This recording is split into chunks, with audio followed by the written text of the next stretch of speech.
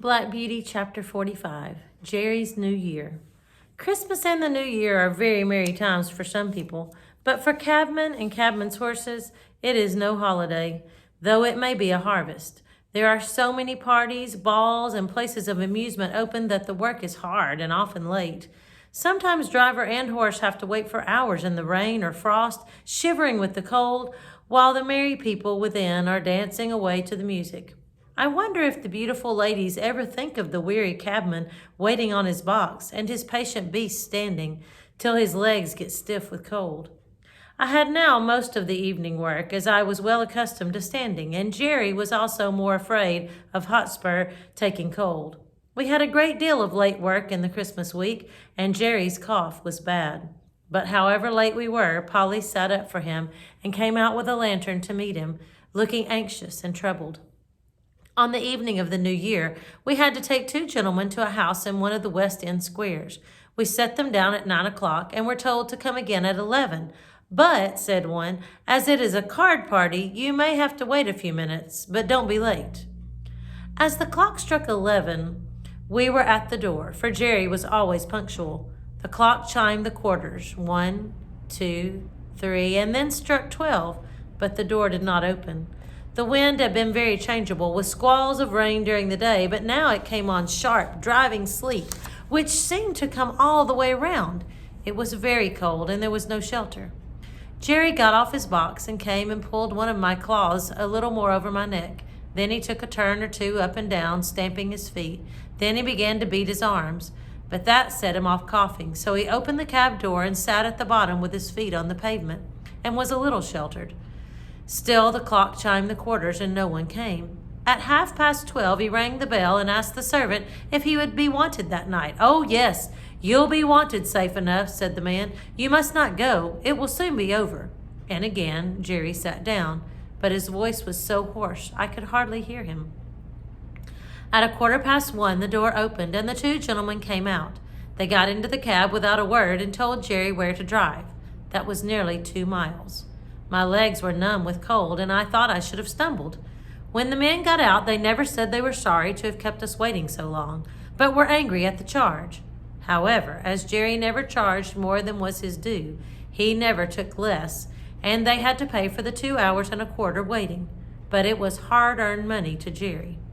At last we got home. He could hardly speak, and his cough was dreadful. Polly asked no questions, but opened the door and held the lantern for him. "Can't I do something?" she said. "Yes, get Jack something warm, and then boil me some gruel." This was said in a hoarse whisper. He could hardly get his breath, but he gave me a rub down as usual, and even went up into the hayloft for an extra bundle of straw for my bed. Polly brought me a warm mash that made me comfortable, and then they locked the door. It was late the next morning before anyone came, and then it was only Harry. He cleaned us and fed us and swept out the stalls. Then he put the straw back again as if it was Sunday. He was very still, and neither whistled nor sang. At noon he came again and gave us our food and water. This time Dolly came with him.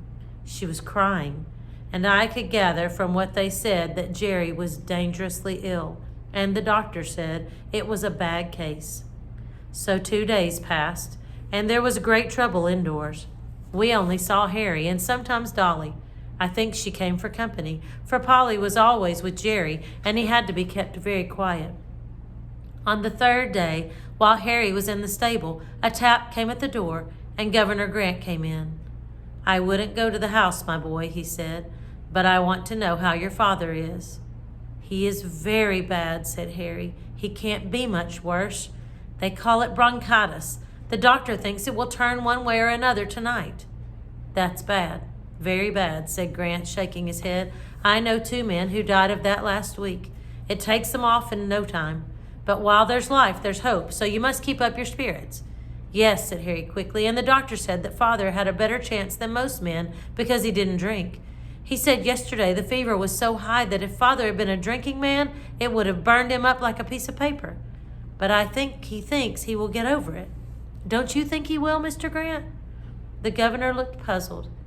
"If there's any rule that good men should get over these things, I'm sure he will, my boy. He's the best man I know. I'll look in early tomorrow." Early next morning he was there. Well, he said. Father is better, said Harry. Mother hopes he will get over it.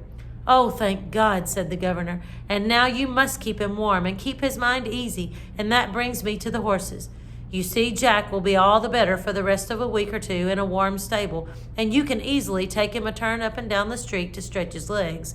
But this young one, if he does not get work, he will soon be all up on end, as you may say, and will be rather too much for you. And when he does go out, there'll be an accident. It is like that now, said Harry. I have kept him short of corn, but he's so full of spirit, I don't know what to do with him. Just so, said Grant. Now look here. Will you tell your mother that if she is agreeable, I will come for him every day till something is arranged, and take him for a good spell of work. And whatever he earns, I'll bring your mother half of it, and that will help with the horses' feed. Your father is in a good club, I know, but that won't keep the horses, and they'll be eating their heads off all this time. I'll come at noon and hear what she says. And without waiting for Harry's thanks, he was gone. At noon, I think he went and saw Polly, for he and Harry came to the stable together, harnessed Hotspur, and took him out. For a week or more he came for Hotspur, and when Harry thanked him or said anything about his kindness, he laughed it off, saying it was all good luck for him, for his horses were wanting a little rest, which they would not otherwise have had. Jerry grew better steadily, but the doctor said that he must never go back to the cab work again if he wished to ever be an old man. The children had many consultations together about what father and mother would do, and how they could help to earn money. One afternoon, Hotspur was brought in very wet and dirty. The streets are nothing but slush, said the governor. It will give you a good warming, my boy, to get him clean and dry. All right, governor, said Harry. I shall not leave him till he is. You know I've been trained by my father. I wish all the boys had been trained like you, said the governor. While Harry was sponging off the mud from Hotspur's body and legs, Dolly came in, looking very full of something. Who lives at Fairstowe, Harry? Mother has got a letter from Fairstowe. She seemed so glad and ran upstairs to father with it. Don't you know? Why, it's the name of Mrs. Fowler's place. Mother's old mistress, you know, the lady that father met last summer, who sent you and me 5 shillings each. Oh, Mrs. Fowler, of course, I know all about her. I wonder what she is writing to Mother about. Mother wrote to her last week, said Harry. You know she told father if ever he gave up the cab work, she would like to know. I wonder what she says. Run in and see, Dolly. Harry scrubbed away at Hotspur with a whish, whish, like any old hostler. In a few minutes, Dolly came dancing into the stable.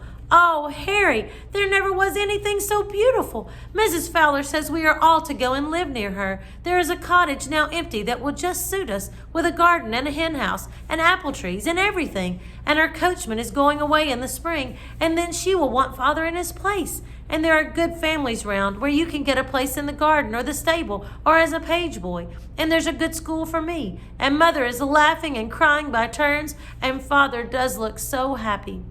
That's uncommon jolly, said Harry, and just the right thing, I should say. It will suit father and mother both. But I don't intend to be a page boy with tight clothes and rows of buttons. I'll be a groom or a gardener. It was quickly settled that as soon as Jerry was well enough, they should remove to the country, and that the cab and horses should be sold as soon as possible. This was heavy news for me, for I was not young now, and could not look for any improvement in my condition. Since I left Birtwick, I had never been so happy as with my dear Master Jerry. But 3 years of cab work, even under the best conditions, will tell on one's strength, and I felt that I was not the horse that I had been. Grant said at once that he would take Hotspur, and there were men on the stand who would have bought me, but Jerry said I should not go to cab work again with just anybody, and the governor promised to find a place for me where I should be comfortable. The day came for going away. Jerry had not been allowed to go out yet, and I never saw him after that New Year's Eve. Polly and the children came to bid me goodbye. Poor old Jack, dear old Jack, I wish we could take you with us, she said, and then laying her hand on my mane, she put her face close to my neck and kissed me. Dolly was crying and kissed me too. Harry stroked me a great deal, but said nothing, only he seemed very sad, and so I was led away to my new place. And the next chapter we'll read is Jakes and the Lady. I'll see you then.